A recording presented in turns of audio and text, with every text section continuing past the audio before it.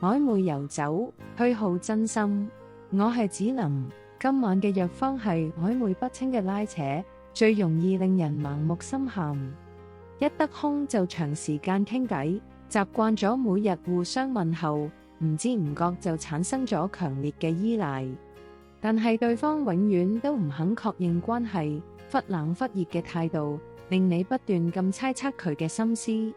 曖昧最大嘅傷害，就係讓你投入全部真心，最後卻得唔到一個明確嘅歸屬。對方只係打發下空閒時間，你卻當成咗命中嘅緣分。等到熱情退卻，受傷最深永遠係認真嗰一方。雙方明確交心先係緣分，曖昧拉扯只會虛耗自己。難道長期徘徊模糊關係，唔會白白浪費光陰同真心？